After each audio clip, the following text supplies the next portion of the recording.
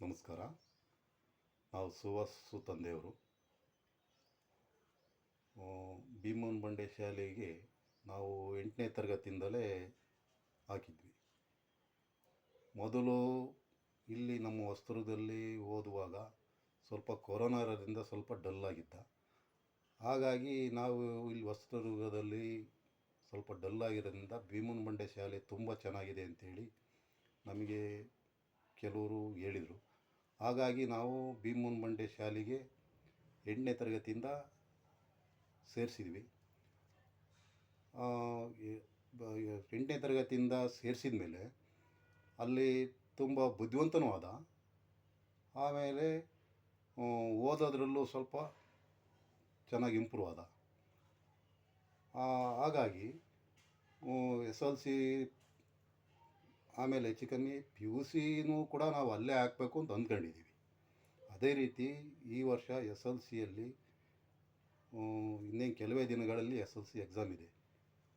ಹಾಗಾಗಿ ಸ್ವಲ್ಪ ತುಂಬ ಕಷ್ಟಪಟ್ಟು ಹಗಲು ರಾತ್ರಿ ಓದ್ಕೋಬೇಕು ಅಂತ ನಾವು ಸಹ ನನ್ನ ಮಗನಿಗೆ ಕೇಳ್ಕೊಳ್ತಿದ್ದೀವಿ. ಅದೇ ರೀತಿ ನನ್ನ ಮಗನೂ ಸಹ SLC ಎಕ್ಸಾಮ್ ಇದೆ ಅಂತಂದುಬಿಟ್ಟು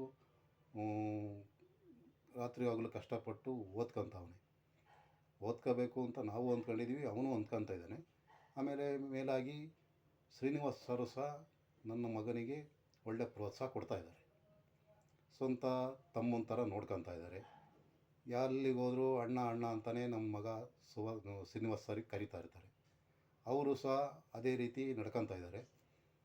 ಹಾಗಾಗಿ ಈ SLC ಎಕ್ಸಾಮರಿಂದ ಸ್ವಲ್ಪ ಎಲ್ಲ ಟೀಚರ್ಸ್ಗಳು ಸಹ ಸ್ವಲ್ಪ ಪ್ರೋತ್ಸಾಹ ಕೊಟ್ಬಿಟ್ಟು ಮಕ್ಕಳಿಗೆ ಹಗಲು ರಾತ್ರಿ ಕಷ್ಟಪಟ್ಟು ಓದ್ರಿ, ನಿಮ್ಮ ತಂದೆಯವರು ತುಂಬ ನಿಮಗೋಸ್ಕರ ಕಷ್ಟಪಟ್ಟು ಫೀಸ್ ಎಲ್ಲ ಕಟ್ಟಿ ಕಳಿಸ್ತಾ ಇದ್ದಾರೆ, ನೀವು ಓದ್ಕೊಳ್ರಪ್ಪ ಅಂತಂತೇಳಿ ಎಲ್ಲ ಟೀಚರ್ಸು ಹೇಳ್ತಾ ಇದ್ದಾರೆ.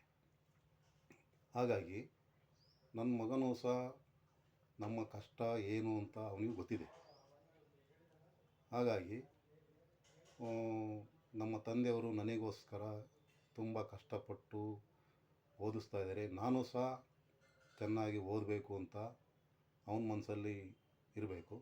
ಆದರೆ ಇದೆ, ಭೀಮನ್ ಬಂಡೆ ಶಾಲೆಗೆ ಹೋದ್ಮೇಲೆ ಅದೆಲ್ಲ ಇದೆ.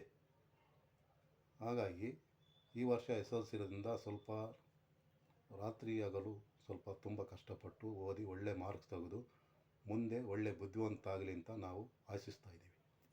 ಸುಹಾಸ್ ಸರ್ ಅಮ್ಮ ನಾನು. ಮುಂದೆ ಎಕ್ಸಾಮ್ ಇದೆ, ಚೆನ್ನಾಗಿ ಬರಲಿ.